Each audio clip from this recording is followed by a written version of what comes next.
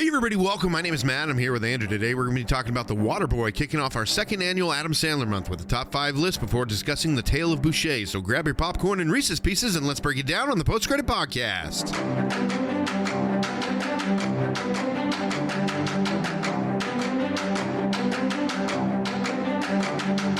What's funny is that, a lot of people claim, they're like, oh, Adam Sandler, his movies aren't just, that great. They're not that good. But you see how much money his movies bring in? Yeah, dude. It's like an insane amount. I mean, this is his 10th highest grossing film. And it's one of his greatest, I think. But it's one of it's the 10th highest grossing film he had at $198 million. When at the time it was the first one to gross over 100 million at the box office. Yes. Yeah. For a $198 million film. And people still have the nerve to talk mess on Adam Sandler. I think mess. I think it's gotten to the point where, like, since every year we start, we always do like 3 or 4 Adam Sandler movies in this month, right? And we actually got 5 done last year, which is pretty. Yeah. We kind of stretched that a little bit. We did have 5 weekends in there, but it did spill over. Yeah, I would say that Adam Sandler's probably a favorite of this podcast in a way. I mean, we both love his films, and we both acknowledge who he is. Yeah, like we understand he's not the top echelon of filmmaking, and we're a podcast that talks about films, but in our mind, in a way, his movies can be fun if you go into them not expecting anything, Yeah. The best way I can explain Adam Sandler's movies is if you had a bunch of jocks or whatever in high school making movies. Yeah. This is what they would be like, Yeah, these I think more or less like the wannabe cool kids. That's what I would classify. If the wannabe cool kids wanted to make movies, maybe this is what they would look like. Yeah. Just like stupid potty humor. Yeah. Like yeah, like a bunch of nerds. They came up with a premise of a movie, but they let a bunch of jocks write the script for it or whatever. There you go. Just with some That's fun, a great explanation. Fun potty humor or whatever, but nothing too like outrageous or offensive. Mm-hmm. Unless depending on who you are nowadays. Well, I really find out watching this movie for the however many time. I got to the point where I'm like, I really love talking about Adam Sandler movies. Yeah, I mean, even if we're not talking about Adam Sandler, it could just be we're talking about these other things. But he brings together such a collection of not only people, but of situations, of locations, different things where you always just have a good time. Well, for instance, in this movie, which we're going to be talking about today, with Waterboy, Kathy Bates decided to come on this film. I mean, she is Hollywood legend. I mean, she's a Hollywood great, and we'll talk more about her. A true premier actor. Right.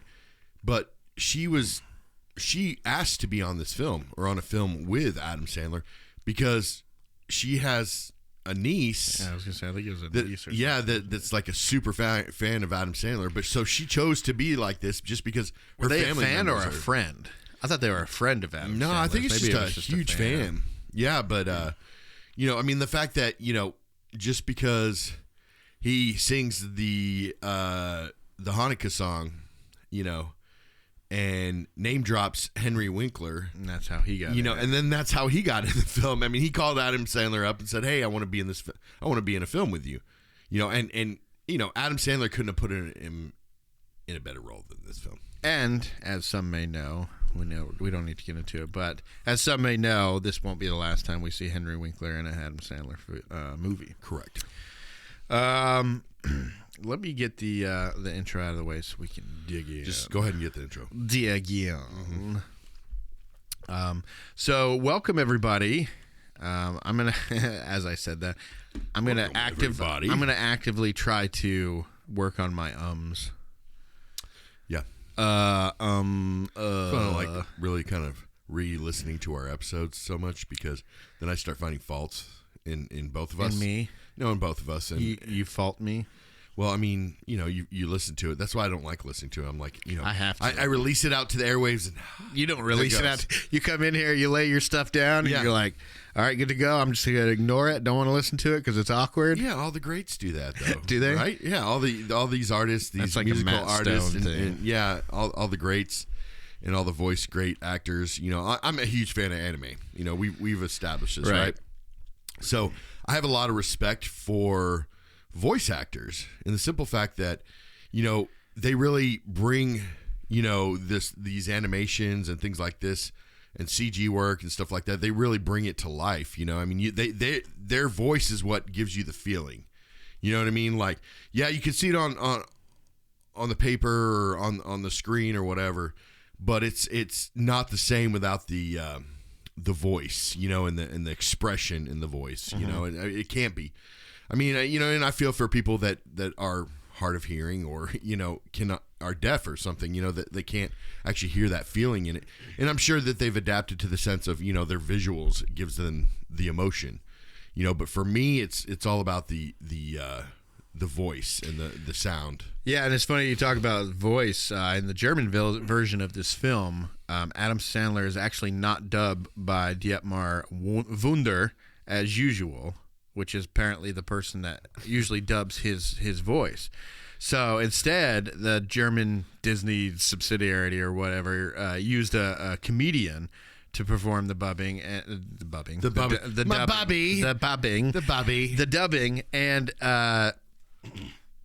it was actually kind of interesting because he played this character called, the same voice actor did this character called Super Richie, which is like a dumb-minded backwoods version of Superman. Mm-hmm. And so he just used the same voice, and the film tanked over there because of it, apparently. So yes, voices do mean a lot in movies. Well, what's funny is that, like, this film, an adaptation, like the lady of the producer of this film called what is it, the Freshman, I believe. It's like Freshman or something like that. But it was kind of the same basis, and actually tried to sue Adam Sandler. His daughter or whatever tried to sue Adam Sandler because they said that this was like another film. Yeah, it was in 1925 that it was something made, like that. It was ridiculous. Yeah, it was like called The Freshman, I think, or something like that. Something like that. It was like 2 years later. The courts were like, "No, you're stupid. No. Yeah, no, we're not doing that. No." But it's kind of like one of those situations where this film is so great because it's kind of like a lot of other films. I mean, it has the same basis. The high, you got your lows and you get to the arc, and then you go to the good ending. Well, it's the typical Adam Sandler type movie. Average person that gets somehow accidentally recognized by someone who's controlling something important, whether it be Good Will Hunting. Yeah. Or, movies like that where you just have a nobody from nothing who looks like nothing, and they end up, leading the team in some kind of a success that for whatever stupid reason they could never do in the past, Without this person or individual or thing. And it's kind of funny. Have you noticed it? A lot of times football players never used anger. The movie approaches it like it's a new thing or something. Sorry, go ahead. No, I just think it's funny. Like, you look at a lot of Adam Sandler type movies, right? You got Billy Madison where he has to pass school to be able to succeed and accomplish a goal. Where here he has to pass school and succeed to accomplish a goal. And he has to Happy Gilmore, he has to succeed in the lower ranks, going up to being into the pros, so that he can, succeed and go move on to life. It's kind of the same basis in a lot of his films. Yeah, the difference in this one would be, though, is that it's not his circumstances in life are not his fault, really. Right. Like, whereas in any of the others, usually it's down to him being lazy or injured or rich and could not care less. Yeah, or Mr. Deeds or whatever. But I mean, in this one, it's really because it's like, okay, well, does he have a mental issue, or has he just been sheltered, overly sheltered by his mother, which we're going to get into. But I think it's funny that seriously, a lot of his movies have the same basis. The same way that it gets to the end. He's of the film. So smart, though. Yeah, because he's worth like $500 million now. Yeah. And he just used the same type of thing, plugged in different types of characters. You know, even when he did funny people, let's it was unplug the starting out as a jerk and then ending out as a nice guy. Let's plug in the starting as a nice guy and continuing on from there, or whatever. I mean, just he had so many different combinations and actors and all that kind of stuff. That and I mean, even like Hoobie or whatever. Hoobie Halloween. I mean, even the new one that he came out with on Netflix. It's all the same type of same type of character. He just washes it and recycles it and then puts it back on there. But I mean, he changes it enough where it's like, this film's good, this film's good, this film's good. Oh wait, this is alike. It's usually stuff that he likes to do too. Like he never liked golfing before. We talked about that in Happy Gilmore. He never liked, but then he liked golfing after that. He's always been a fan of basketball, which is why I'm super surprised that of all the sports movies we got from him, we got 2 football movies, we got a golf movie. I think there's a couple others. Oh well, no, his newest film is about basketball. Is it? Okay, okay. And maybe there was one or two that I'm missing. But so today we're going to be talking about The Waterboy. This film came out in 1998. It was directed by Frank Coraci, which is a staple of Adam Sandler flicks. These names are the same ones you heard last year in March for Adam Sandler, right? Yes. Frank Coraci, Adam Sandler, Tim Hurley. Mm-hmm. It stars Adam Sandler as Bobby Boucher, Butcher, if you're looking at how it's read. Yeah. But we're getting I always looked at that. I was like, wait, that doesn't make any sense. We're getting into Louisiana, so it's this Cajun style or whatever. Kathy Bates as Mama Boucher, also known as Helen, which he didn't figure that out until the end of the movie. Henry Winkler as Coach Klein, Fairuza Balk as Vicky Valancourt, Jerry Reed as Red Bo Lou. I had to get that down. Lawrence Gilliard Jr. as Derek Wallace, and then we start to get into our usual Adam Sandler characters, right? Yep. We got Blake Clark as Farmer Fran, Peter Dante as Guy Grenouille. Man, this is going to be so hard. I don't know how to pronounce Cajun names. Jonathan Luffren as Lyle Robideau. Al Whiting as Casey Budge. Clint Howard, the lesser Howard. Yeah. To his brother Ron. Also, definitely is still a staple in Adam Sandler movies. Well, yeah, and the funny connection there is Clint Howard, also brother of Ron Howard, who started in Happy Days with Henry Winkler, and uncle to Bryce Dallas Howard as well. And Clint Howard, I believe, also was in some episodes of Happy Days as well. So.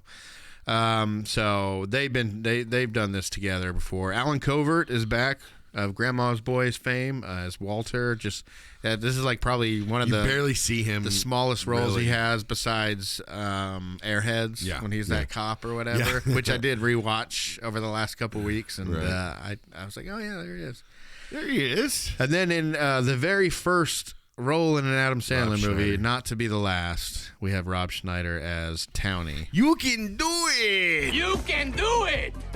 You can do it all night long!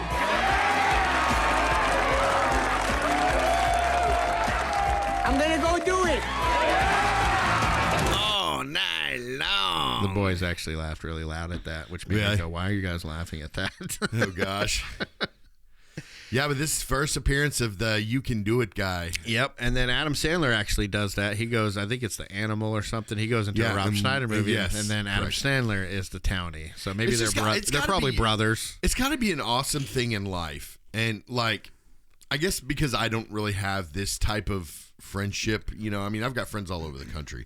Like, that's the price and the curse of being a military brat. Mm-hmm. I mean, you have friends, really close friends all over the world, all over the country, whatever.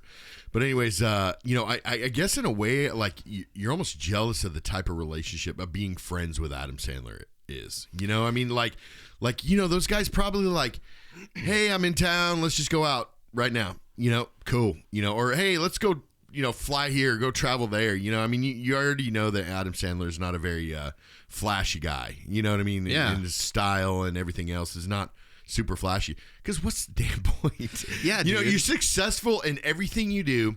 you have a successful marriage, been married for a while, you have kids, and you love playing basketball, and you do it quite often, and you make movies for a living and acting and get to travel there. What else do you need in a way? You know what I mean? There's so much hate towards, I don't know if it's Adam Sandler or just Adam Sandler movies. I'm sure it's just Adam Sandler movies. Everybody knows he's a great guy, but I've heard some vitriol towards him himself.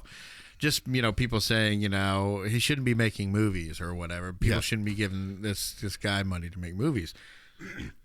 Here's the thing: if I was in Hollywood, I would want to do it exactly how this guy does it.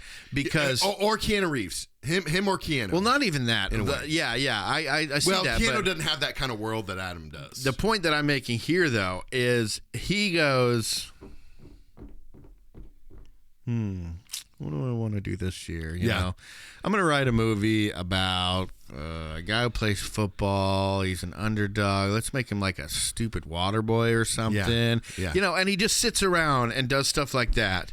And, I know a lot of this is based off of characters he had in Saturday Night Live. Some of there's a Waterboy precursor in Saturday Night Live that he does. I can't remember. Canteen Boy. Yeah. But I think that might have been on his... Or Canteen Man. I think Canteen Man, though, was on his album. Well, no. Well, Canteen Man. Then he did another one that was like Cajun in Saturday Night Live. Yeah. But basically, he just writes these stupid movies. They don't have to be great. He writes them with somebody else who actually will get, as an actual real writer or whatever. Yeah, keep it on page. Yeah, but I mean, he just goes, look, I'm going to write a movie, and every year, me and my friends are going to get paid. Yeah. Obviously, he's going to get paid a lot more. He's going to produce, do all this kind of stuff. But it's his idea, essentially. Every year, or probably like twice a year, me and my friends are going to go have fun for a month or two on a set. We're going to joke around. We're going to laugh our asses off. We're going to go home. We're going to get paid. And we're going to get paid a lot of money to do that. And then every once in a while, let's say once every 10 years, I'm going to do a serious movie and show people that I can act. Yeah. And I can do a really good job of it. Yep. But I prefer to do this. So all these people are like, he obviously can make a good movie. He, as far as his acting and stuff goes, he's done it already, Punch Drunk Love. And you know what his number one skill is? I mean, I didn't mean it. Are you done with that? No, you go. Okay. I'm going to keep going, but you go ahead. I think what his number one skill in acting, in movies and whatnot, is being able to choose the right people for the right roles. Does that make sense? What I'm saying? For the main yes, cast for out of his friends, he's able to pull. Because there are roles that he had planned for Chris Farley that he ended up choosing for what's his name, the Larry one. The one film I swear, Chuck and Larry. I now pronounce you Chuck and Larry. Yes. Okay. Kevin James. Gotcha. I didn't know where you were going. Yeah, but he had so many roles, written out for Chris Farley. If Chris Farley was still alive, he would have done that movie with Chris Farley. Yes, this is ideas that he's probably had since back Saturday Night Live before that. And they were best friends, so I mean, they probably would have done a lot of these together too. Exactly. A lot of people think, him and Spade, were best friends. No, or Chris Schneider. Yeah, which you're talking about Chris friends. Farley. Yeah, Chris Farley. They were all really good friends, but Adam Sandler and Chris Farley were real best friends. Well, Chris Farley and David Spade, they butted heads a lot. They did have a great chemistry and everything, but man, did they used to get pissed at each other. I mean, to this day, even David Spade would be like, I hated that guy. Yeah.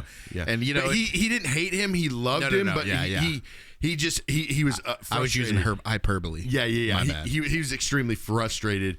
He constantly would get frustrated with Chris Farley because Chris Farley, we've had a lot of Chris Farleys in our time. You got John Belushi. Chris Farley literally is the reincarnation of John Belushi in my mind, as far as comedy goes. And then after that, again, Adam Sandler was able to choose Kevin James, who is basically a lot more smarter of the three. It's like John Belushi played a very just stupid person, with no brains whatsoever. Chris Farley, same way, but a little bit more smarter. And then you got Kevin James, who's like all three combined in a way, but a lot smarter type actor. But, I think that's Adam Sandler's skill.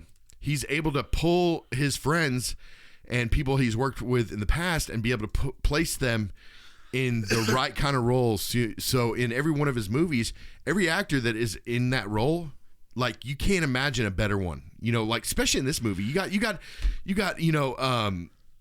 the Fonz, playing the coach that's really, just beaten down kind of thing. And then the exact opposite of Arthur Fonzarelli. Correct. And then you have Kathy Bates, who's very, very dumb and uneducated. Yeah, exact opposite of Dolores Claiborne. Yeah. Or anything she has ever done, where she is just the mastermind on 90% The Office was a little Bennett or Molly. What was her name in that? That's one of my favorite roles of hers. Well, we're going to go over that top 5 list. Oh, is that where we're going? So, but yeah, I agree. I think it's one of these things people say, well, I don't like Adam Sandler. I don't like Adam Sandler movies. He can't make. Well, first of all, he's got some of the highest grossing movies in all these different categories. He's a half a billionaire. Oscar-nominated actor. Yeah, and like I said, he Oscar-nominated half a billion. He does serious movies every once in a while and blows it out of the park every time he does. Maybe it's the contrast of him being goofy to that or whatever, but he blows it out of the park every time he does those types of movies. The only thing I can think of is that the people that talk down on Adam Sandler are people that wanted to be filmmakers or still want to be filmmakers that don't like the fact that this frat boy mentality, is getting success in Hollywood. Now, it's worked for people like him, maybe a couple others like him or whatever, but, Rob Schneider had a good run there for like 4 or 5 years. But maybe not even that long. But, it's how do I explain it? It's weird. It shouldn't work. It's one of these things where like none of these should work. It should just be failure after failure after failure. The only reason these movies work is because of Adam Sandler. Mm-hmm. And it's because of his It's because of his personality, and it's because he's endearing. He's very, very likable. He's got a charm, and people like that charm to him. Yeah, he can play the angry, loudmouth, blah, blah, blah, blah, blah. But he's very earnest in a lot of his roles. You know what I mean? So yeah, I just think it brings a lot of people to his movies. And like I said, we say all these things, and you hear all these things about Adam Sandler, this and that, and everything. I think it's just funny because like you can tell that we love him on as an actor, and anything for the most part anything he does on this show, this podcast. I mean, we literally only he's the only one that has a somewhat dedicated month. Steven Spielberg. Yeah. Well, but you know what I mean, like a reoccurring dedicated actor. Month. Yeah. So I mean. But you look at his awards and things that he's been nominated for, none of them really are for his comedy. We got Punch Drunk Love and then Uncut Gems. Those are the ones that he got the most awards for and the most nominations for. And some of his greatest praise for was movies that had nothing to do with comedy, really. Yeah. Yeah, it's his success is very interesting. He's enigma. We're actually about to wrap up the good handful of movies that he has during this year. Yeah. And next year we're gonna have to do like serious Adam Sandler movies, and then the year after that we're gonna have to do like the Netflix era. Okay. Stuff like, because I think that the Murder Mystery with Jennifer Aniston, I think that's getting a sequel.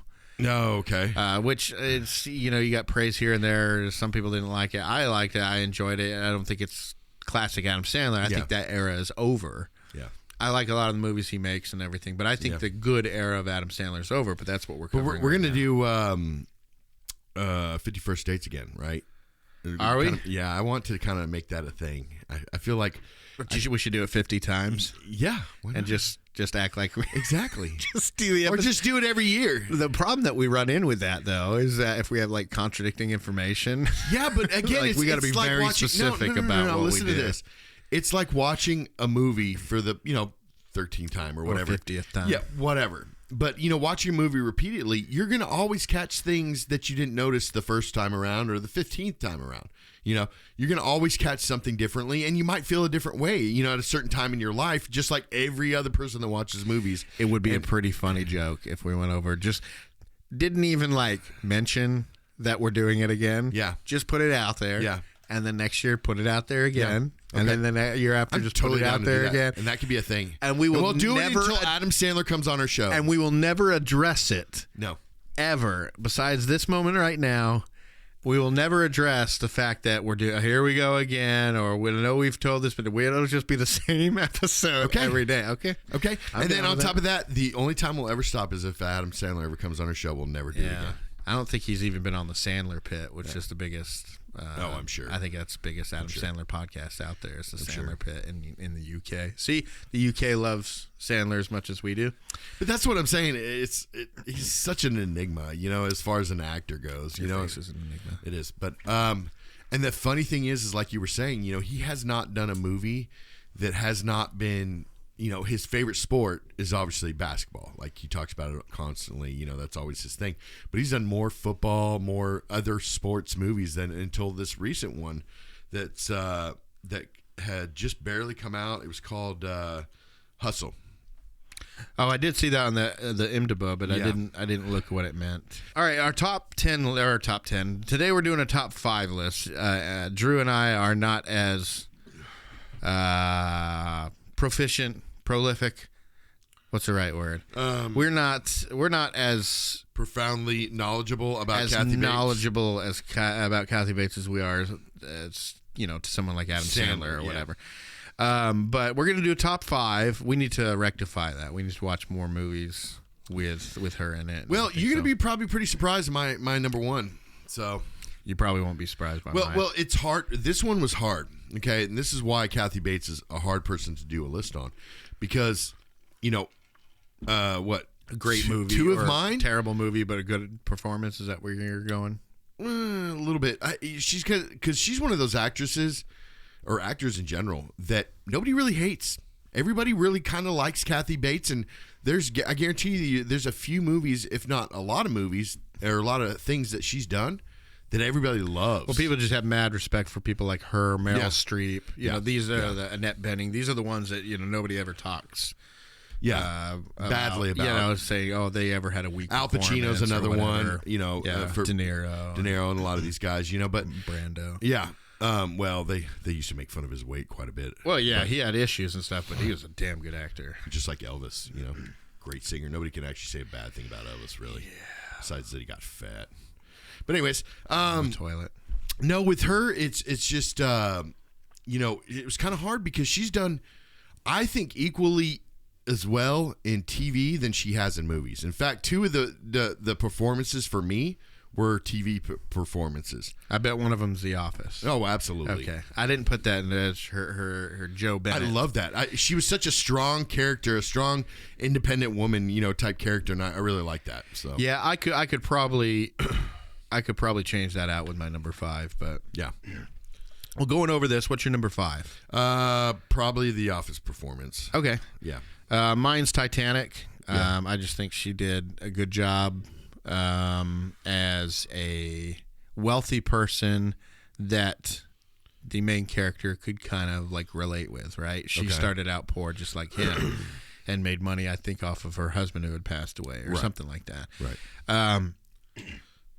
Great performance in that. She, the way she cues in on how uncomfortable he feels, just with like subtle looks or glances. She's not or from whatever. rich either.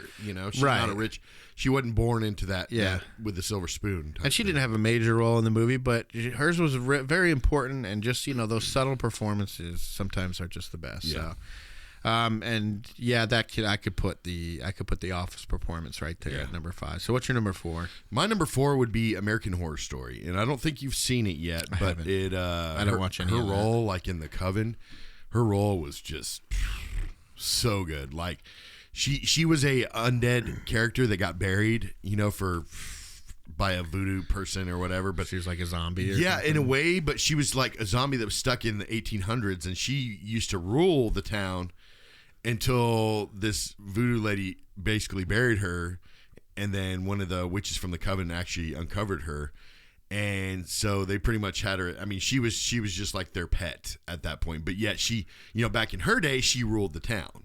Is this kind of like brought back to life, like Catwoman was brought back to life in Batman Returns? In a sense, but she was a horrible person anyways, because what she did is she had slaves and things like that, and she would cut them open, and she did really bad things to people, to human beings, and so that's why the voodoo lady did that to her. But then after, when they found her, she was just kind of she cleaned out their house and things like that. They made her their slave, and it was a good turn of events, crazy. I thought, but she played such a good role in this. That's the thing about Kathy Bates. She plays just as good of a evil, nasty person. But it was her against Angela Bassett. As a good person. Yeah, it was her against Angela Bassett. So it was a good back and forth between those two. So that's good. My number 4 is About Schmidt with Jack Nicholson. Yeah.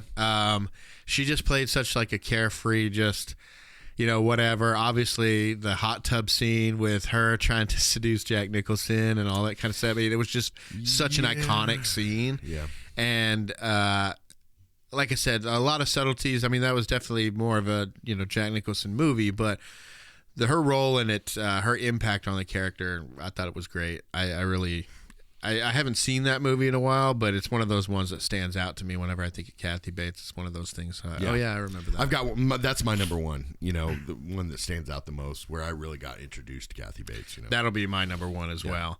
What's you already said your number 4 was American Horror Story. What's your number 3? My number 3 would be Waterboy. Really? Okay, I don't even have Waterboy on my list. I thought the overbearing mother type actress, and she just played it so well. I thought I just thought she. And then I loved the things I loved most about Kathy Bates when they do the cut scenes to her of what she was doing at home while everybody else was moving on with life, playing squash and stuff with the donkey, and then also it was a mule, and then also doing the paddleboard thing. The ball just kind of just randomly. It's like hey, Kathy Bates, why don't you go do the most boring thing you can think of, or then the weirdest most things you could think of by yourself, and she probably is like, let's go see if I can play squash with a mule. Yeah, it's she just wanted to have fun. She was probably so used to just like these stuffy films that she does where everything is on the line for the Academy Awards or whatever. She's typically that's what she does, and that's what she lives there. Sells it. She's very good at it. She's a very good comedic actress as well. She's won so many Emmys, and the same thing with the she's always in contention. Anything she does, she's always in some sort of contention for an award. Yeah, so it was cool for her to be able to just kind of say, what, my niece likes this, whatever. Yeah, it'll be a good time. Yeah. Mm-hmm. So and we're about to get into it. My number 3 is Fried Green Tomatoes. Okay, I have that on my list. Okay, have you? When's the last time you saw that movie? It's been a minute. Okay, but it's your number 3. It's my number 1. It's my number 3. The reason it's my number 3 is because the movie is fantastic. Yeah, her performance is fantastic, but it's not the spotlight. No. You have Mary Louise Parker. Yeah. The girl it's where I first got introduced to her as well. Mary Louise Parker. Now what is it? The blonde Weeds one was good too. The blonde one, she played June in Benny and June. Yeah. Gosh, what was her name? Mary Stuart Masterson. Yeah. That's what it was. And then of course you had Jessica Tandy as like the grown-up version of that person or whatever. But but it shows that. So while they're not like the emotional Kathy Bates wasn't the emotional standout of that movie. It was more about, it was really heavy on Mary Stuart Masterson and Mary Louise Parker's parts. But when Jessica Tandy, her character is telling Kathy Bates's character, what these two women went through and what Mary Louise Parker's character went through to get away from the abusive relationship. Yeah. It's caused, you see the slow change in Kathy Bates's character, hearing the story of how she's changed and everything. And then, she that one girl pulls into a parking spot and she's like, I'm younger and faster. And Kathy Bates just smashes into her car and she's like, I'm older and have better insurance. And it was just great. Finding somebody that's been put down, seeing them find their independence. Yeah, I mean, it's definitely a women empowerment movie, right? Done the right way. And I don't mean to insult or be a man saying something like that and being insulting to anybody, but it really is. It's a very, very good, women empowerment type movie, and I love that movie. It's such an awesome movie, and it's done properly, with more of the focus being put on the victims, than what the abusers do to the victims, or what a million different things. Yeah. This movie focuses on the right things. Those fried green tomatoes are pretty good too. I've never had actually fried green tomatoes. Really? I just talked like Yoda just then. Fried green tomatoes? I've never had. What's your number 2? My number 2 is Misery. Okay. Continuing the tradition right there. My number 2 is also Misery. Nice. I mean, what can we say about Misery? Go if you get the chance, go listen to Horror and Heels. Our friends over at Horror and Heels, they just an episode or 2 ago did Misery, and as if listeners know, they know Jen and Alicia over at Horror and Heels. Alicia is a huge Stephen King fan, and she. She absolutely loves the movies and, refers to her as the incomparable Kathy Bates and all that, because she is. And James Caan, I mean. Yeah, there's only one reason that it's not in my top spot, and that's just because my top spot is just almost perfect. Almost perfect movie and performance. It's one of my favorite movies of all time that we got to do. It's very, very dark, but... Well, we got to do fried green tomatoes because that's my number 1. And her relationship with James Caan, right? Yeah.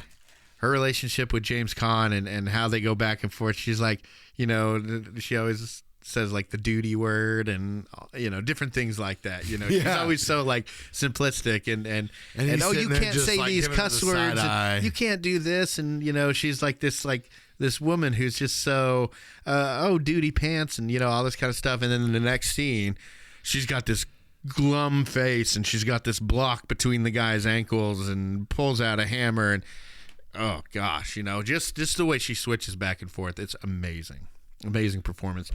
And your number 1 obviously is Fried Green Tomatoes, which Correct. We talked about. My number 1 is Dolores Claiborne. That will always be my favorite Kathy Bates movie. And a lot of the focus is put on Fast Times at Ridgemont High. Yeah. What's her name? Jennifer Jason Leigh. A lot of focus is put on Jennifer Jason Leigh's character and what she went through, rightfully so, if you know what the story's about and everything. But Kathy Bates in that movie is absolutely phenomenal. Not only that, but the story is amazing. I've always liked the story of Dolores Claiborne more than Misery. Yeah. Misery's pretty basic. Yeah. Not that that's bad or whatever, but Misery is pretty basic, kidnapping, blah, blah, blah.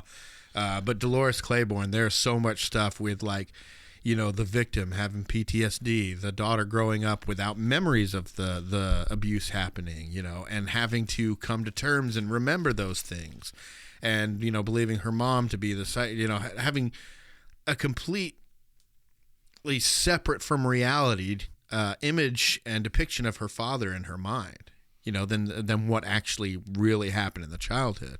And the way that Kathy Bates plays the role as the caretaker for that one lady, I can't remember what her name is. It's just a great movie. Yeah. I don't think I'll ever say anything bad about that movie. I can't say anything bad about that movie, and we're going to definitely do it again. Yeah. Was that the same guy? I mean, we're definitely going to do it on here, as well as Misery and Fried Green Tomatoes. I mean, we could have done it, and I could not remember. So. I have never seen Dolores Claiborne, right? You've never seen it? No. Oh my God. That's probably why it wasn't on my list, because I've never seen it. It's one of the best movies I've ever seen. Really? I'd probably put it on like a top 10, top 15 movies of all time. It's such a good movie. It has David Strathairn in it as the father, and it even has a young what was the girl on Dead Like Me? Ellen Muth. The main actress from Dead Like Me? Mm-hmm. You remember that show, right? Mm-hmm. She played a young Jennifer Jason Leigh. Anyways, you gotta watch it. Maybe we'll watch it together before we do this. It's rare to have a movie that one of us hasn't seen that we do on here, so we need to make sure we watch that together if we get the chance. But I know I've been trying to get you to watch Naruto for a while now. Yeah, Naruto is a much bigger commitment than one movie. I have to get into the story and all that kind of stuff. There's only about 700 episodes. Do you remember first seeing this movie? Yes. It was in 98, so yeah, I would have been in New Mexico at the time. 1998. So this movie Do you know what the highest grossing sports comedy is of all time? This one. The highest grossing sports comedy of all time is The Waterboy. Yeah. Do you know what the second highest Longest grossing? Yard. Huh? Longest Yard. Yeah. The two highest grossing sports comedies of all time is The Waterboy and The Longest Yard. Two Adam Sandler movies, both of which we wanted to do this comedies, month, no but less. we decided on Waterboy. Maybe we'll do The Longest Yard next year or something. Yeah, I wonder if Happy Gilmore is on that list. I'm sure it is. Can you imagine how many lists, how many on that list he's not even, he's a sports guy because he likes certain sports, but like to have a comedian be like this, you know what I mean? Well, this was when he was like blowing up, right? I'd Yeah. say like Big Daddy. When that came out, that was like late 1999, it was like the peak of Adam Sandler. That's when he had reached the echelon, He had done Little Nicky, Happy Gilmore, all these different movies. Or maybe he had done little, but like right around Big Daddy years, that was when he was just like on top of the world. Yeah. But The Waterboy was just before that, and if you remember during our Big Daddy episode, we talked about how they were shooting Big Daddy when Waterboy was released, and the box office returns from Waterboy is what got Big Daddy more money to make the movie, because the studio was like, wow, Waterboy is doing great, let's make sure they got enough money for Big Daddy, all that kind of stuff. Brought more confidence. But why did it happen? Well, it was an Adam Sandler movie, so it was bound to be popular, and you can't discount the popcorn eaters that like to go and watch silly movies that don't need to be analyzed, even some comedies that need to be analyzed. Let's just do stupid potty humor comedy, And well, he is the king of that. So, but what also happened at that time? Star Wars came out. So talk about that. Well, the reason that I'm not saying it's the only reason this movie did so well, but it sure didn't hurt it. Mm-hmm. To the simple fact that people were buying tickets just to watch the trailers and then would walk out. Oh yeah, yeah. And it just so happened to be Star Wars. I remember that. The first Star Wars from George Lucas since like 83, 84? 83 is when Return of the Jedi came out. Yeah, so since 83, we hadn't seen a Star Wars film, but Star Wars still bumping. To this day, since 1979, to now, Star Wars is still a hit no matter what. And for our audience, you think about it, 1999, YouTube wasn't founded until 2004? Yeah. So this is before YouTube. You couldn't just go look up the trailer. Even if somebody did take some kind of a crappy camera, I was going to say cell phone footage, but they didn't even have that back then. Yeah. So, even if somebody did somehow record it and put it online, where would you put it? Maybe on some forums. We did have back in the day, chat rooms and these forums and message boards and stuff like that. But mainly back then, it was like you'd just get clips of it, like in pictures. You know what I mean? In like a magazine, like an Entertainment Weekly or something like that. Or you could go online and you could literally find like just stills of the possible Even trailer. That was rare, though. It was. It wasn't like it was nowadays. But Star Wars came out, and it was only shown for 3 movies, I believe. It was Waterboy, it was Meet Joe Black, and what was the other one? The Siege with Bruce Willis and Denzel Washington. But more so for Meet Joe Black, right? Okay, so that movie got so much hate, and I really don't think it's as bad as people make it out to be. Could have done better. It wasn't like the actors weren't good in that film. No, Claire Forlani and Anthony Hopkins, Brad Pitt, they all did amazing. Brought their that's what I'm saying. Even the storyline was awesome. I thought the storyline was really good because what it was, I like those type of thrillers. It just I felt like it was the direction or the directors. Yeah, a lot of it's the pacing, right? Yeah. Like it's telling this epic. I think it was like a 3-hour movie or something. I remember there being some kind of a bathroom break or something. I just remember it being a really long movie and laughing and rewinding every time Brad Pitt gets hit by that car because as real as it looks, I guess. That was a huge accomplishment in technology back then too, just like we have in The Waterboy, but. It's one of those things, like, I don't know if it's just who I watched it with the first time, but now every time I see him get hit by that car, it's hilarious. But thanks for ruining the movie. Anyways, Meet Joe Black wasn't a great movie, but it got bumped because of the Star Wars trailer. So you'd have like a certain amount of people buy the tickets, they watch the trailer, and 2/3 of the audience would walk out. In a Meet Joe Black movie. Maybe the same thing was happening with Adam Sandler. I got to believe that everybody, he was on a roll. You had the frat party crowd that, wanted to go out and watch these movies multiple times, all this kind of stuff. So they go out and watch the movies.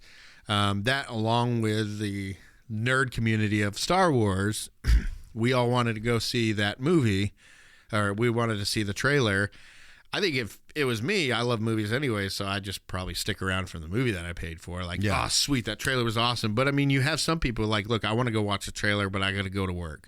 So I'm going to go watch it on my way to work. You buy your ticket, you watch the trailer, you leave, you go to work or whatever. That's the only reason you're there for. So, yeah, kind of interesting that just the trailer alone gave all the three of those movies such bumps, which experts say wouldn't have happened had it not been for that trailer, and that it was unprecedented for them.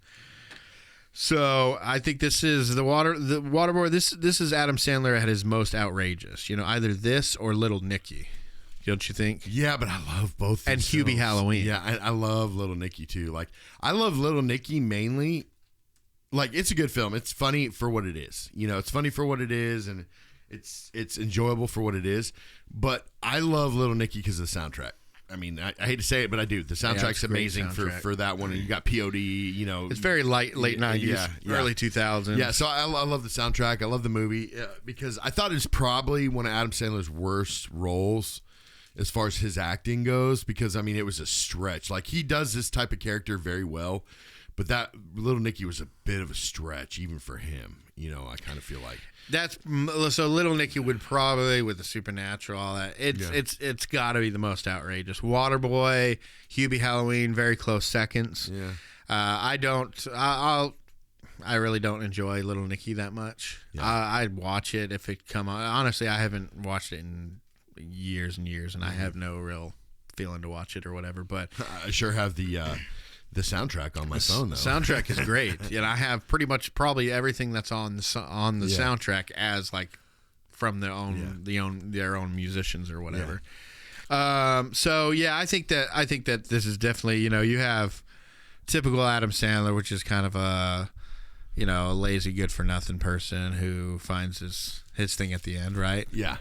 And but then you have your like really outrageous ones like this one, Little Nicky, Hubie Halloween, all that. I read a lot of reviews and stuff on this that said, he has a disability and everything. I never got the sense that he had a disability.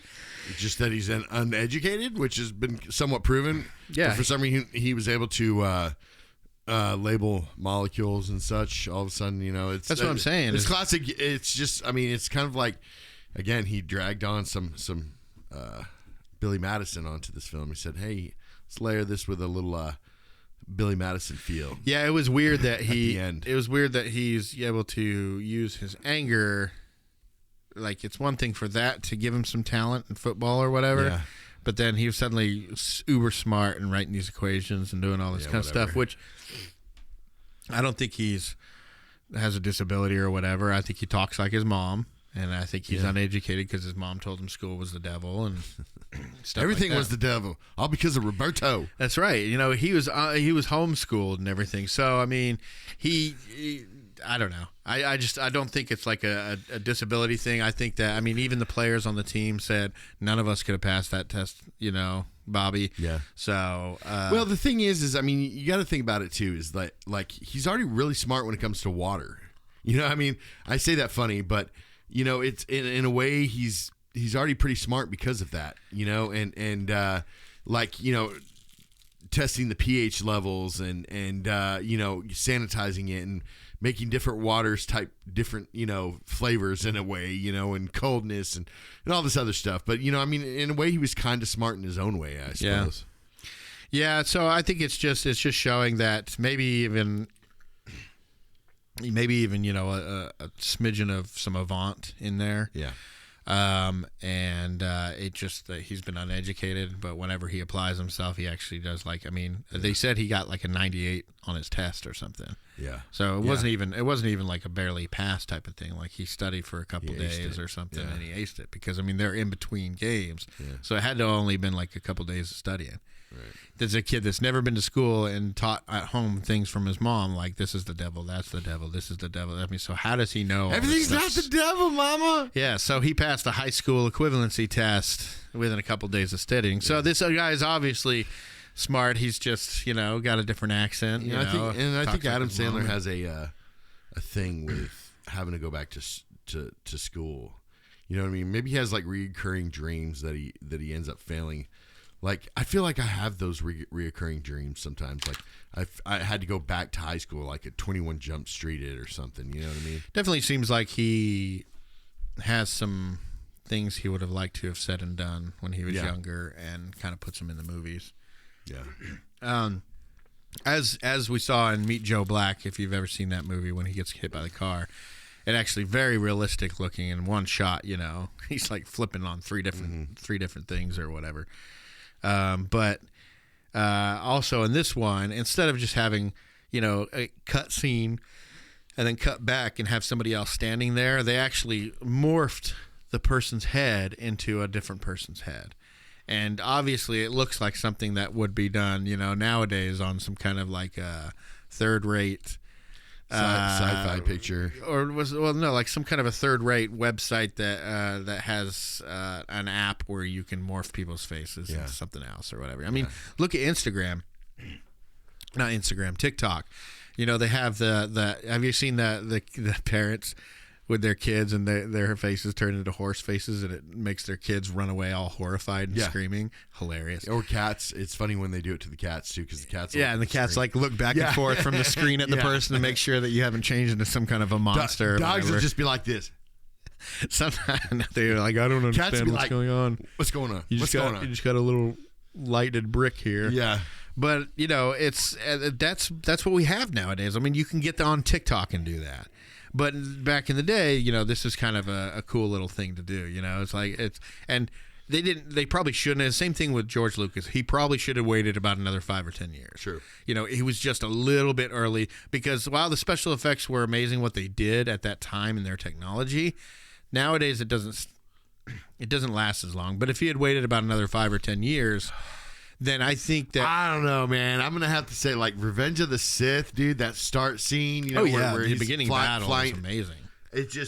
That right there was like the pinnacle of the time. But if you look at it now, it does look like it's something from Clone Wars, because the cartoons nowadays are so good, like these types of adult cartoons or whatever, they're so good that it does almost look like real life. I mean, especially when you have scenes of just starships and clone troopers, all of that CGI. None of it's practical. So what movie are we talking about again? So we're talking about The Waterboy. Lenny Kravitz is in this movie on the soundtrack, songs, and many other different musical acts on the soundtrack. Very 90s. And you know how we figure this out? And I found out an easy way to do it. If you put the subtitles on, okay, you get to see... Like, I didn't know Lenny Kravitz, and I'm not the type of person, like, if I like a song a lot, I'll look it up, and want to. I got into Lenny Kravitz a lot when we were younger. Well, so. I did too, because, like, American Woman, during my Austin Powers and everything. Yeah. Powers, Austin Powers.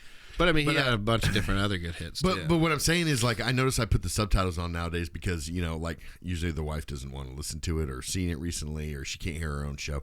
Anyways, but a lot of that, like, I'll put on the subtitles and I actually get to see who the artist is that's singing a song, individual song, and that's how I knew Lenny Kravitz was singing that song. I'm sure if I would have really concentrated, I could have heard it. Yeah, living with a family in the house, it gets to the point where basically I don't think I've watched a movie without subtitles unless I'm going to the theaters. Oh, it frustrates the wife quite a bit. I have to, though, because I'm used to it now, and I started doing it to keep quiet, keep the TV down, whatever, because I am a night owl, so I function at night and overnight. And everybody else is asleep. Why did everybody say they're a night owl? Why couldn't you be like a night chicken or because owls hunt at night rooster? Owls hunt at night. Yeah, but chickens are, most animals, hang out. No. You could be a night. You could be a night bat, or you could be a night cat because cats are nocturnal too. There's a lot of animals that are nocturnal. Yeah. You could be a night possum. But owl is what we're left with. Okay. Night bat doesn't sound right because night bat you feel is just self-explanatory. But I guess night owl would be self-explanatory too because I like night rooster. Go with night rooster. So let's talk what's the most important about this movie. Okay. The price of gasoline to drive that lawnmower thing nowadays would probably cost you basically a quarter of the price of my house. When you say nowadays, you just mean in the last month, right? Last year. The last month or two? Yeah, last few months. Yeah. Should we say that's what's important. Ever since we shut down? Never mind. No. Never mind. Anyways, but can you imagine the gas that he's got to put into that thing? I mean, she kind of revs it up for him. Like, she's like very mechanically inclined. I mean, she steals one of the greatest defensive players to ever play football, Lawrence Taylor. Yeah. The guy with the LT. The dude is one of the greatest defensive players of all time. But the fact that they have him in here because he sacks the quarterback. That's what the Waterboy does. He's a defensive player. Of course, you had to have LT, but she steals his car anyways. And the fact that, I love the choice for the leading lady on this film. I just think it's so out there. It's for Adam Sandler. Yeah. Like, nothing against her. She's a very, pretty woman, but she's whatever. A villain. But yeah, she's more of a villain. She's a villain. Yeah. She has that look to her. You know what I mean? But you have like Jason Isaacs. Yeah. Who played Malfoy's dad. He will always be a villain. He did, I think, a show where he was waking up and going to sleep in two different worlds or whatever, which is a great premise, and I'd love to get into that show sometime. But, but he will always be a bad guy. Ralph Fiennes. Yeah. He will, I know he has the Grand Budapest Hotel and different things like that. Yeah, but he plays one of the greatest, crazy, insane type characters very well. Besides Voldemort, we're talking, Silence of the Lambs type stuff, you know what I mean? Mm-hmm. I mean, just serial killer type people, Yeah, so you have the people that typically play the bad guys like that. And that's what Fairuza Balk was. And, for those that don't know, she was in that Return to Oz. Yeah. Return to Oz, that horror show of a sequel to The Wizard of Oz. Creepy stuff, but yeah, she was on The Craft, and she was also. That's where I know her. American History X too, but mainly The Craft is where I first got introduced to her as an actress. But again, I digress. Okay, I love saying that word. I digress. It's not your classic leading lady. No, it definitely is. You got it's not no Drew Barrymore. It's not no. Jennifer Aniston or some of the classic leading ladies for his films, it's somebody's totally far off there. It's like, how did he come to this decision though on this one? Well, here's a point to make, is that, and he did American History X and The Craft before she did Waterboy, so she had already had that established. Island of Dr. Moreau, all those different things, but. Because she plays a good crazy character too, and it never established in the movie why she was so smitten with Bobby, right? Yeah. Now, not to say that, he shouldn't be having a girlfriend because he's a weirdo or whatever. Yeah. But it's just he's known of her. He's known of her. That's what I'm saying. It's just to say that there is a pretty lady who, and I say lady because I forget that Adam Sandler's 31 in this movie or whatever, but you have this pretty lady crazy to think. Who, if for some reason, is smitten with Bobby Boucher. And he doesn't have a lot of intelligence. He doesn't have money. He doesn't have all these different things. He's kind of a schlubby looking guy. Yeah. So you're thinking why? Well, okay. Why not a Drew Barrymore or something like that? Well, we're in Louisiana in the backwoods. We need somebody to explain. Because remember, they never explained why she was so smitten with Bobby. But obviously, he had known her for a while, right? Right. Because he told her, well, she says this. She says I'm a Virgo. She like they have history together. Okay. But it never explains their history together. And it never explains what it is that made her, after she gets out of jail multiple times, keep coming back to Bobby.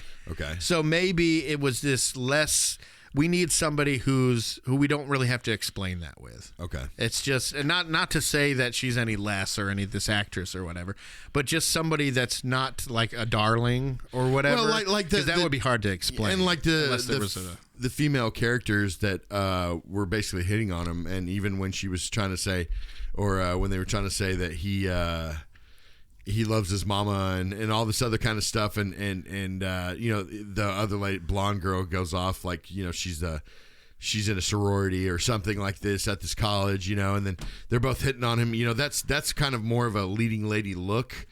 But then he picks her, yeah, you know, to be the leading lady. And I'm like, okay, I'm down for this. You know, I mean, I think it's kind of cool because you got to find somebody tough like Kathy Bates' character's tough. You know what I mean? Because it'd be the only one to make sense. Because if you're not a tough type look or acting or, you know, character, then, you know, Kathy Bates is going to walk all over you. Yeah. But with this choice, I thought it was good because it's not the type of look that she can just kind of like look down and push around type thing. You know what I mean? She wasn't putting up with her crap. Well, since you brought up the female lead, let's go over the female leads for this movie. And we've talked about this before last year, right? Yeah. Do you remember what we talked about with the female leads? Oh, well, how he tends to pick a lot of the same type. The letter V. Oh, yes. The letter V. VV. Yeah, VV. Okay, so. And 3 of his films so far. Actually, it's been 4. I counted it out. Really? I went, yeah. I saw the trivia thing, and I'm like, there's more. I went and looked at Vicky Vale. That's Batman. Come on. Yeah, no, but that's close. Yeah, Valancourt or whatever. Okay, so we have Vicky Valancourt. That's Waterboy, right? VV. We also had Veronica Vaughn in Billy Madison. Yep. Veronica Vaughn. So hot. Oh, Veronica Vaughn. So hot. Want to touch the hiney. We have Virginia Venant. Yep. From Happy Gilmore. Yep. And that's Julie Bowen from Modern Family. And that's she happens to come back in Hubie. And Hubie Halloween, that's correct. And then we actually have Valerie Varan. Valerie? Yeah. Little Nicky? Yeah. Right? Yep. So Valerie Varan was her name. It was Patricia Arquette's name in Little Nicky. Right. So all these different VVs. You know what was interesting, though? In The Wedding Singer, what I said his true cinematic love is Drew Barrymore. Yeah. You know what her name is? What? Julia Sullivan, JS, as in Jackie Sandler, his eventual wife. Yeah. They didn't do that on purpose because this is before he met her. Remember, he met her on the set of Big Daddy. Yeah. But Julia Sullivan has the same initials as Jackie Sandler, and I just thought that was cool because most people say, you know, like The Wedding Singer, it's Adam Sandler and Drew Barrymore. That's like the biggest thing romantically or whatever. Well, I just thought that was interesting. And it happens a lot. Like Stan Lee's characters are a lot like that too. Yeah, you know? Peter Parker, Bruce Banner, you know, PPBB. You know. It's kind of cool that Adam Sandler puts in these little things, you know, these little kind of quips, you know, that he adds in there, like with the names, you know, rhyming and starting with the same. Well, Kevin Smith letter. used to do that with his because he would put in his real friends' names in like the Mallrats and probably Clerks too. Not Clerks 2, but Clerks as well. Yeah, but he put. I haven't seen that one yet. Is that close? Is it close to Clerks as well? There's Clerks 2, and then there's Clerks as well. Right, which is what I think they're working on right now. They actually are making. I know they are. They should call it Clerks as well. Kevin Smith, if you're listening, I'll give you that Amy. one for free. Do it Clerks as well. Make another Chasing Amy. I'm sorry, but that was a phenomenal movie. It was a great movie. It's just I can't watch Ben Affleck for too long. So unless he's playing Batman or whatever, totally different. But he bugs me as a person. And the people that sit there and say he's there's so Matt many Damon seems like one of the best people. Nah, but I'm talking about like in real life. Like I feel like Matt Damon is one of the greatest people in real life. But Ben Affleck's just a miserable jackass. That's what he seems like. But let me set this up real quick. So Bobby Boucher is a socially. This is going to be a tongue twister. Bobby Boucher is a socially inept, stuttering, and somewhat mentally challenged 31-year-old man serving as the water boy for the University of Louisiana football program.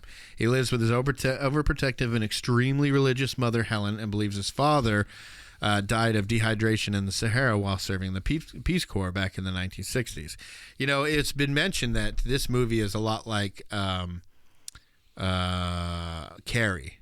In the fact that you have a socially awkward, not very smart person with a very highly religious mother who controls their worldview different things like that. I think that's the only really comparison you can make, but I like to make little connections like that. So these players are constantly bullying Bobby. The coach, who never liked him to begin with of this football program, fires him. But he's been working for this coach and this football team since he was at least 12. Yeah, he was in that flashback. Yeah. So I mean, he's been doing this. He's never really got to grow up. He's just been doing this whole time, and that's all he loves to do. So that's fine. But I do want to talk about the coach. Yeah. Red, what's his name? Red something. Broomhire or something. I don't know. It's a Cajun one, I believe. It's Red Bo Lou. But it's played by Jerry Reed. He's bound and down, loaded up and trucking. Are we gonna do what they say can't be done? We've got a long way to go and a short time to get there. I'm eastbound, just watch no bandit run. Who obviously as country music star. So he does stuff like country rock, outlaw country, truck driving country, swamp rock, rockabilly, real southern rock type of guy. Obviously, he was he did Eastbound and Down, that song for Smokey and the Bandit, and many others. But they wanted to get somebody. They talked about George Strait maybe even for this role, but that pure country didn't do too well.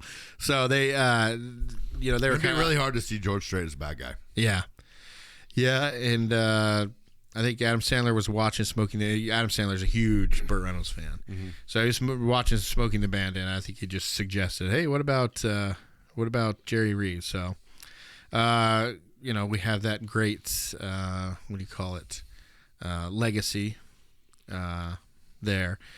So anyways, he gets fired, and he goes home, and he tells his mom he got fired, and she's like, "Oh, that's awesome news. Now we can spend more time together," you know? And he's like, "But I want to go," and she's saying, "This is the devil, that's the devil." But even though she said that, he still gets on his lawnmower probably the next day or something and drives into town and goes to this place called the South Central Louisiana State University. What did you put in there? Oh, I was getting real nervous. So South Central Louisiana State University, and the Mud Dogs is the team there. And after he talks to Coach Klein, played awesomely by Henry Winkler, and sees the type of water quality they have, he offers to do it for free. But the Mud Dogs have lost 40 consecutive games. The players' equipment, they share equipment. The cheerleaders are alcoholics. They're sharing, helmets and different things like that. Jock straps. Yep. And just like normal, he gets in there and everybody starts teasing him again, including Peter Dante. Now, have you heard the trouble that Peter Dante has got into? And I don't know if it's been this year. Maybe it was last year and we just forgot about it. No, I think we talked about that, though. He had a little problem with, he made some racist comments and everything. Yeah. And some pretty, if it's true, some pretty shitty things to say. Yeah. So, as much as he makes me laugh in these movies, after that news report, it always kind of just bums me out, because then you're like, oh, I can't watch this guy's performance anymore because he's a jackass. But what will you do? I don't know. What will you do? Because I don't think he's been in, Adam Sandler's still continuing to bring people back, right? Yeah, I think so. But I haven't seen him in a while. Yeah. But some of the other guys you haven't really seen in a while either. Like on Hubie, Halloween, and whatnot. I think he had most everybody in that movie, didn't he? I'll have to watch it again. I saw it 3 years ago when it first came out and didn't watch it again. It was a good movie. I just didn't. Yeah. I watch movies like that around that holiday. Yeah. So if it's a Halloween movie, I can't watch it. Yeah. Christmas movie, so and so. No, I'll watch Christmas Easter movies. I can only watch Jesus movies around Christmas or Easter time. Do not watch anything with Jesus unless it's Easter. Yeah. That's not being sacrilegious. I was just making a joke. Because I watch Jesus all the time. But at the Doobie Brothers, Jesus is just all right with me.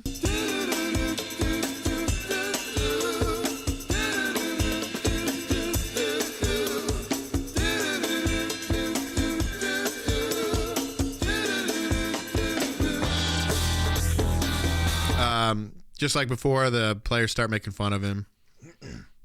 Henry Winkler his character, because he's so downtrodden and bullied himself, but he sees Bobby as even below him. Yeah. He's able to come talk to Bobby and tell him, hey, you should go stand up for yourself. Normally he doesn't. He's just a wreck all the time. But he's like, hey, I thought it was pretty out of character for him to have that heart-to-heart, because normally he's just like so afraid of everything. But he told him to stand up for himself, so Bobby starts visualizing in that awesome late 90s CGI. Yeah. Their heads being replaced by all the people that he's ever been made fun of. And he wrecks a couple of the people on his team. I think he's funny in that one game. He's like, I didn't say anything about your mother. Please don't hurt me. That's one of my favorite things. He's like, I forbid you to talk to that enchantress. She's the devil. She's not the devil. She's the most beautiful woman in the world. I never said she was the devil. She's the most beautiful woman in the world. Oh, please don't hurt me. He says, please don't hurt me. Please don't hurt me. Said hot. And then at the end, he's like, something like, I'm sorry, Mama, I love you. And he's like, I love you too. But still, is that you see that inner monologue, and then you get to see the outer monologue afterwards, and they're just like, the other people are like, this guy's crazy and I'm scared. I just love how they get so scared of him, like whenever he's doing the kickoff and he's like, there's my bitch, and that dude's like all freaking out and everything. But and they try to get the what do they call him, Big Meanie. Yeah, I think that's what it is. The bald dude? Yeah, Big Meanie. And it's like Big Meanie gets in there. He gets power bombed. He just power bombs him, dude.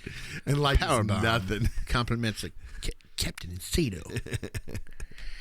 Yeah, so obviously Peter Dante plays the Waterboy, and he plays a very good bully. Yeah. Anyways, once he tackles those people, the coach flips out and he's like, you got to play for us. Let's go home and talk to your mom. Yeah. And we'll work it all out. Is that the oh, please don't hurt me? Is that your favorite part? Yeah, probably. I'd have to say so. It's one of my favorite parts just because it's so funny. I think the other part is water sucks. It really, really sucks.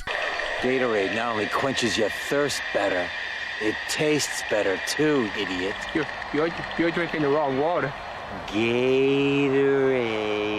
H2O. Gatorade. H2O. Water sucks. It really, really sucks. Water sucks. No, stop it saying really, that. really You don't mean that. sucks. You're bad people. Gatorade. Well, and we get back to this is one of the greatest of Adam Sandler's physical comedy movies, right? Because he is a king when it comes to he's one of the kings that comes to the physical type comedy. Because we stated before that's what he was. He was more of he's a very physical comedian. Yeah. You know what I mean? And he does bits. You know what I mean? He's plays characters and stuff like that. And this is one of the greatest physical ones because he just wrecks people in this. And he actually looked up and watched, went to games and things like that, and watched how this guy that went to, what was it? Oh, the player. Yeah. Yeah, I went to watch him practice or whatever. Yeah, and then he goes to the NFL. I can't remember his name.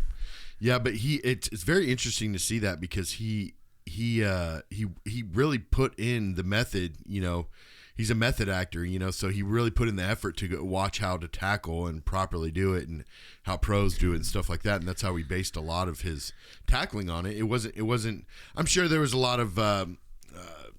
You had the stand-ins for him. Some of the action. Oh stuff, yeah, I'm sure. yeah. Pretty much every time he had a helmet on, and it was full on his face. But he just gets up and talks smack to every single time he, person. But he does it in a weird, nice way, in the character Waterboy, that is. Yeah. But it's just very physical comedy again. Yeah. So Coach Klein goes back to Bobby's house and talks with Bobby's mom. She makes the point that football's not going to be good enough for Bobby. She doesn't really make a good case or anything, but she basically beats Bobby into submission, into saying you can't play. And Bobby's like, okay, I can't play. But then, the coach gives him a little encouragement to, look, you don't have to do everything your mom says. Yeah. So he decides to play, and he's doing pretty good in practice. He invites Vicky Valancourt over to his house, and reminds her, hey, don't talk about the football thing because my mom doesn't like it, and his mom doesn't like her either. She doesn't want her there. She doesn't want the coach there. She just wants it to be her and Bobby because we find out later that the father never actually died in the Sahara Desert. He just left Bobby and his mom. This has been a long 6 weeks. Yeah, after 6 weeks. It's been the longest, a month and a half, that's it. It's 6 weeks that we've been apart. Yeah. Yeah, but he went to New Orleans or Narlands. If you have that accent, Narlands. And met some voodoo witch, and liked the big city life, and so he decided to leave him and go do that, just chasing after money and everything. And actually at that barbecue when Fairuza Balk comes over, Vicky's her mom, his mom calls her a witch. You stay away from this witch, and this was right after she had done the craft. Well, kind of an interesting thing. Yeah. Like you were saying earlier, this is you had to go back to school again to take the test, a la Billy Madison, And Billy Madison, he never graduated. He didn't make it to the end, but he did have that last minute little showdown in the auditorium going back and forth from the other guy that wanted to take And he graduated, the company. essentially, Yeah, I mean, he eventually gets it, but, that was the whole thing, is that he actually didn't finish it. But in this one, he went back and took. There must be something about Adam Sandler and doing that. But he tends to also start out as the underdog, and then you got the climax to the apex of the story, and then you got the easy ride down. You know what I mean, kind of thing. And it's kind of a lot with these type of movies anyway, especially sports movies. I mean, it was the number one sports movie. Highest grossing sports movie sports comedy. Sports movie, until Blindside. Until Blindside came out. Yeah, which is another great movie that I've only seen once and need to see again. But Sandy. Yeah, good old Sandy. But so eventually he's basically winning them. He gets them to the Bourbon Bowl. They're completely terrible, but he gets them to the Bourbon Bowl just with him being there. Basically, he carries the whole team there. While he's studying one night, he accidentally mentions football, and then his mother realizes he's been playing football and going to college. And not a gorilla beating him up. Exactly. Oh, that was another. Oh, my gosh. When he's like, did they ever find that gorilla that escaped from the zoo? No, Mama, they haven't found him yet. I don't know what happened to him. And then he's describing. Yeah, and he's like, you don't hear nothing. Like, Dad, that's weird. It's all montage through. I remember I was watching that with Henry, and I was just laughing so hard and not trying to explain to Henry. I'm like, they just keep bringing back the gorilla bit. And that's and they do it in Grandma's Boy too. You know what I mean? I don't remember that movie well enough. Really? Well, you got Peter Dante, right? In Grandma's Boy. And he was the stoner dude. Yeah, and then you have the other guy that's in a lot of Alan Covert. Alan Covert guy. And then you got the monkey, the karate monkey. Okay. So it's kind of like that's true. It's they do a lot of recycling of the same kind of jokes. They just tweak it a little bit, and it works. Yeah, it's funny. Yeah, if as long as you're just not like because they're the same type criticize of everything. Yeah, and all these guys perform the same type of comedy. Yeah, they're very physical, but they're very sarcastic. Even Adam Sandler's super sarcastic. Chris Rock's super sarcastic. Alan Covert, Peter Dante. I mean, that's all. What's the one that married? Most of comedians. Yeah. Most of comedy is sarcasm. Yeah, like Seth Rogen.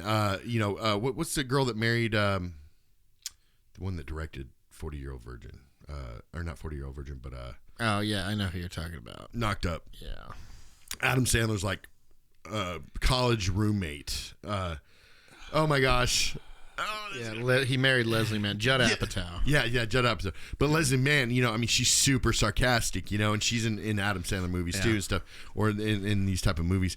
But that's my kind of comedy. The super sarcastic, because I'm always super sarcastic. But like that type of comedy is where I live. I love that type of comedy. Yeah, and just like even if it's just real sly and you didn't catch it or whatever, you're just sitting there. And it doesn't have to even be the main point. Just something in the background that just makes you laugh. Well, Ant-Man, right? He what's his face? Paul Rudd. Yeah, Paul. I'm just having it's a brain fart day. Yeah, brain fart. But he's like the king of the sarcastic comedy. A lot of his sarcasm. Yeah, like everything he says is comedy. Like I don't know if have you seen him in a serious role? Yes, Halloween 6, The Curse of Michael Myers. Okay, that doesn't really even count. Okay, but it does. It does. But what I'm saying is that he doesn't do stuff like that because that's out of his niche. Just like Adam Sandler. Well, that's he's done a couple things in his earlier. Yeah. But that's what's great about Adam Sandler. He can still be that sarcastic a-hole where he can also do the funny, serious, or more so serious roles. And he gets more awards for him. So yeah. Well, his old coach comes to one of their parties and everything, and basically says, "Hey, I went to the NCAA, and they said that you can't play because you never graduated high school, and I got a forged transcript." And what happened was that Henry Winkler's coach, he forged a transcript so Bobby could play, but he kind of let Bobby take the rap for that because he's intimidated by the other coach, so he just kind of slinks away. I wrote down that this was like his other defining role besides the Fonz. It would be the coach from the Waterboy because he's done a lot of stuff. Yeah. But like there's a lot of iconic stuff and right. and a lot of iconic stuff from the Waterboy that you see in memes or whatever, and it has him in it. Like whenever he sees the other coach, he makes him have a baby. Ooh, poo, poo, poo. And he keeps saying, "Yeah, but poo poo." Yeah, but poo poo. And Bobby Boucher kind of looking at him like,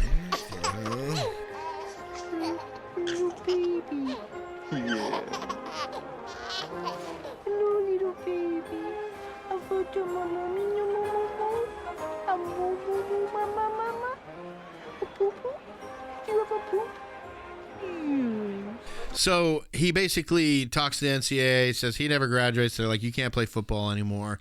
So the Henry Winkler coach, because he feels bad because he let Bobby take the fall for that, he goes and convinces them if he can pass basically a GED equivalency test, then he'll be good to go. And then they'll pay for the college and stuff. So he takes the test, he aces it, he does a great job.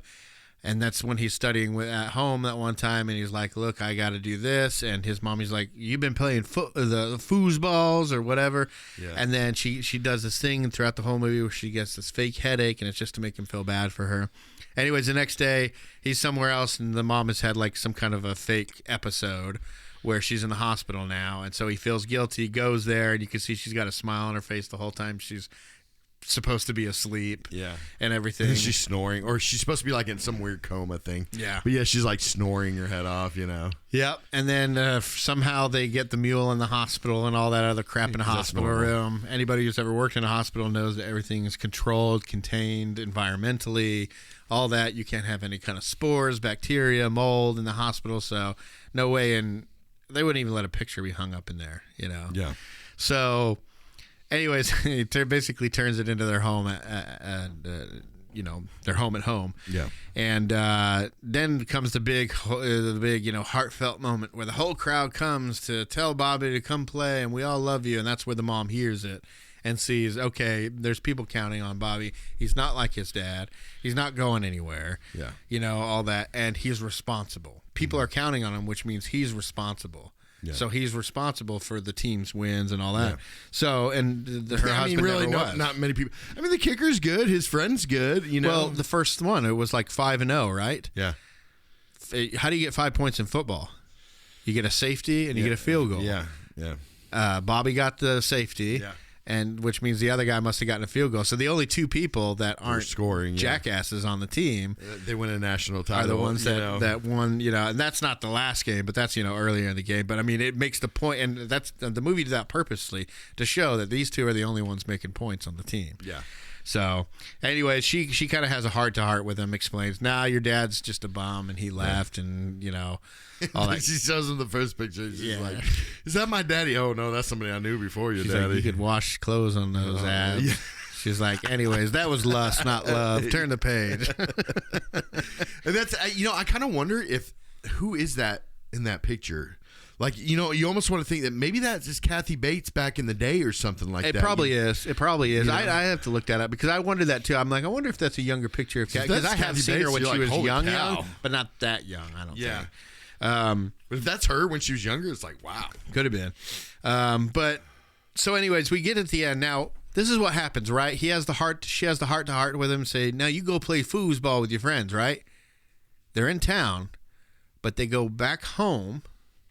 Mm-hmm. And then it's a mad rush to get to the stadium on time. Why do they go back home to get in the fan boat and have Vicky out there, and then get in the fan boat to come all the way back. Because there's not a fan boat at the hospital. But what, I mean, like seriously, like the stadium was probably like right down the street or something. Yeah, but the fan boat was at their house. They had to ride in the fan boat. That's what one of the things I did. I'm like, wait a minute, the pacing of this movie. How did we get from the hospital to back home and then back into where the hospital is, where the stadium is, like back into town? And that's our Rachel moment. I guess that has by the post-credit podcast. There's probably a lot of Rachel moments in this movie, but yeah, this is that's one that was announced. So yeah. So, anyways, in a last effort, Bobby's mom drives a fan boat and takes Bobby and Vicky Valancourt to the game. Yeah, just go right up on the just drive up into the field. I guess the stadium is like literally right on the water. Off the bayou. She just drove it right up into the grass. So, anyways, they win the game at a score that Vicky was able to guesstimate. And they didn't on point. And the other team didn't make any points because it was 27-0 when at halftime, and they came back and the final score was 31-27. So in two quarters, no points. In 2 quarters, Bobby made 31 points. Hey, that's how the Dallas Cowboys do it. The first 2 quarters they don't do jack. And then the second we just lost really a bunch of viewers. I'm a diehard Cowboys fan. I can say stuff like this. No, you're not allowed to tell your specific preferences. Nobody wants to listen to that. I will when it comes to Dallas Cowboys. But, same thing with politics. Look where I live. So then it flashes forward to Bobby and his gal, his best gal, getting married, and guess who shows up? His dad, Roberto, played by the director, Frank Caracci, who was only like a year older than Adam Sandler or something. But yeah, I mean, that goofy face that she shows him on the picture is hilarious. And then it's like you see him, and it's like spot on, It's exactly it. And so of course, he tells Bobby, he's like, oh, let's do all these things. And Bobby's like, no, I'm not going to play football. He got offers from the NFL and everything, but he decided to turn them down and to keep going to school playing football so he can get a college education. And he wants to do something else. I don't know. He's going to work for the city water or something, maybe. But he's going to have, give up an NFL contract. Look, he's going to have some kind of like dollars. He probably goes on to like help purify water or purify water in just like third world countries and everything, like an easy process. Or he whatever. likes walruses, and he goes out. No, remember the one episode we were talking about walruses and we're walruses. So Frank Caracci, he played the dad, and he's also directed this movie. You may have heard this if you've listened to our show. You may have heard his name before. He directed The Wedding Singer. He directed The Waterboy. He directed Click. He directed Zookeeper with Kevin James. Yeah. He directed Here Comes the Boom with Kevin James. He directed Blended, The Ridiculous Six. And those are just the ones of Adam Sandler's that I've named. He has some producing, writing, acting credits and everything. But those are the ones that he directed. So you've heard his name. You've heard his name on this podcast before, and you're probably going to hear it again, depending on what we do. But and then the movie ends with her tackling the ex-husband, the mama. She tackles, and she does it the exact way. Where Bobby Boucher gets it from. Right. So. She makes the same noises and the same face that he does when he's going to tackle somebody, and that's the movie. That's the Adam Sandler. And it was better movie, this time around. Waterboy. It seems like it's, and that's a lot of Adam Sandler's movies, to be honest with you. Every time I watch it, it just gets better. It lost a little something for me this time. I remember being a lot funnier than it was. And, I was younger, and it was, I've watched probably funnier things since then. But I don't know. I still like it for what it is. As long as I go into it knowing, like, look, this isn't a revolutionary comedy movie. This is a fun, silly Adam Sandler movie. Something I can watch with my son. Correct. It's almost like this humor is best for kids. If it wasn't for the vulgarness, then it would be a kids movie. But it's like that. So it's for adults that haven't really grown up yet. Yeah, it's just hard to explain. It's kind of like a Monty Python type comedy because like they talk about things, but it's not so much they show a lot of it. I don't know. And a weird thing, I'm just trying to classify it because it's family comedies, but older families, I guess, in a way. Yeah. Like with older kids type families. What's your favorite part? Man, it's a big one. There's quite a few, actually. I definitely like the ones where he's talking to it, he's having his inner monologue and he's seeing things and he's seeing these people. It's how it gets his motivation.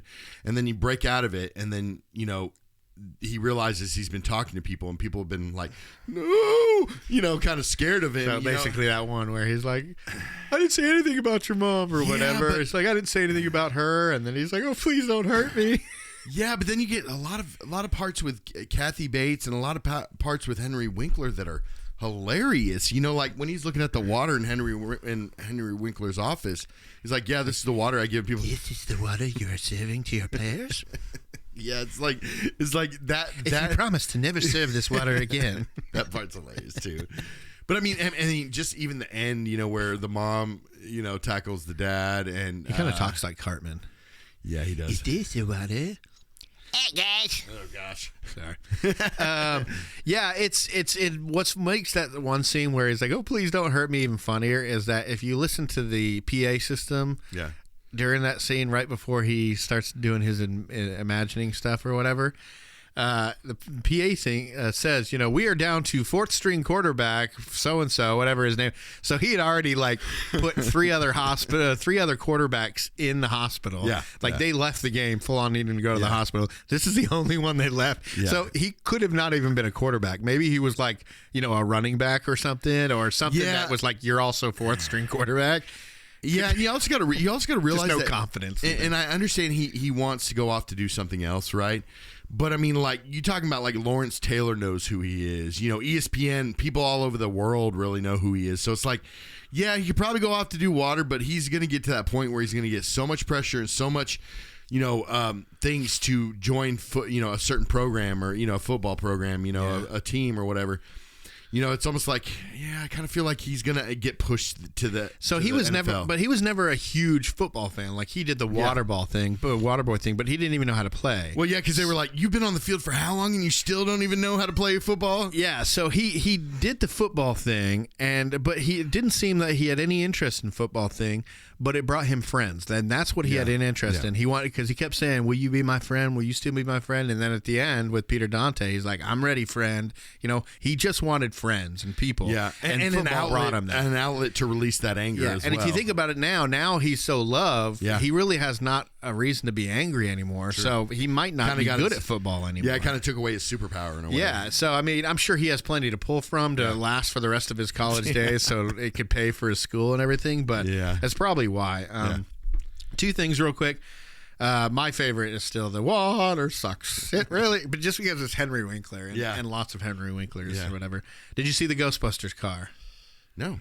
The Ecto one, it's just painted differently, like I think it was a hearse. Yeah. When the actual car or whatever. But there's a Ghostbusters car. I think it's like red and brown or something like that. But I can't remember which scene. But listeners, if you find the Ghostbusters car, let us know on social media where it is, what scene.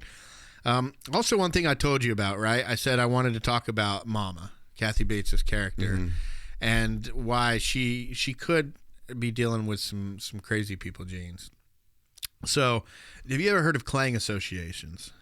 No, I don't know. Maybe if you tell me the actual situation, I probably have. So clang associations are grouping of words, usually rhyming words, that are based on similar sounding sounds, even though the words don't have any logical reason to be grouped together.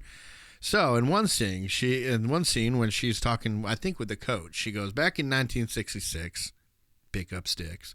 You know, she left a pause and then said, pick up I've sticks. heard of that, yeah. Almost like she had to compulsively rhyme that, 1966, pick up sticks. So that's like a clang association where it's basically you a person that has a group of words or 2 words or whatever.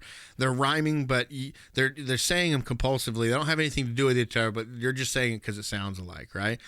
So a person who's speaking this way may be showing signs of psychosis in bipolar disorder or schizophrenia. So I just thought that was interesting. Like, I don't know why they had her rhyme that. And I think it happened one other time in the movie. I can't remember. But it was just a really weird thing. I don't know if it was just kind of give her a little Southern charm or whatever. But she could also be a psychopath. Yeah, probably. Because she does a lot of roles where she's a psychopath. Yeah, maybe she has bipolar. Maybe that other personality or whatever. When you say clang association, I thought you were talking about that, like the issue of having a brain in your abdomen. And fighting Ninja Turtles all the time. That's a Krang association. Okay. Yeah, not the Clang. I know, but that's where I went right away. As soon as I said Krang. Yeah. Not Clang. It's not Krang. It's Clang. Yeah, I really enjoyed this movie. Not as much as I did. I think most people who watched back in the 90s, they're going to put it on, get a few chuckles, some little nostalgia and everything. But we've kind of gotten to the point, I believe, where at least a Waterboy, at least for me, it fell a little short from what I remember. 51st Dates, Happy Gilmore, Big Daddy, all those Wedding Singers, still great. Waterboy, because it was so ridiculous, I think that the more ridiculous it is, the more it's going to lose some of its... And I don't mean ridiculous in a good way, because ridiculous in a good way would be like Airplane, Naked Gun, Dracula Dead and Loving It. Yeah, that would be ridiculous in a good way. I'm talking about like, okay, you're going a little bit too far with these little crazy characters you got and everything, So, I think it's good for people who have nostalgia. I don't think anybody watching it for the first time nowadays that's, a generation or two behind us, I don't think they're going to get any enjoyment out of it. What do you think? I love this movie. It just got better. Just got better. All right. Well, what are we doing the rest of this month? I think you wanted Adam Sandler. You wanted to do Billy Madison, right? Oh yeah, absolutely. We got to do Billy Madison. You wanted to do Click. I know that's how I am with Click. I'm like, all right. So we'll do a Billy Madison. We'll do a Click, and then we'll call that good for this month. Right. And then we got some other things going on next month, and I think that we're talking with Horn Hills want to talk us about a movie in May. Almost said it too. Yeah. So in May, I believe that's where. Don't quote me on that. We'll get with the ladies there, and as soon as we get something hashed out with our schedules and everything, then we'll. This let you is guys not as ridiculous that. as some of the other movies we've done. I like them. I like the movie that they actually want to do. I mean, I don't know how, but still, it's a '90s movie. I don't know how it's going to hold up nowadays because I haven't seen it in forever. But I remember I did like it, and I especially liked the main actress in that movie. But anyways, I digress. And yeah, it's a good movie, but we'll chill for right now and until we get both digress until we get it worked out. There's a lot of digressing going. Yeah, so. If you guys want to get a hold of us, we're on all social media at The Post Credit Podcast, except for Twitter. We're at The Post Credit. Our email address is thepostcreditpodcast@gmail.com. We have a website. It's www.thepostcreditpodcast.com, and we're on YouTube. We appreciate you guys listening, and we'll see you next time. You can do it. Throw me a bone.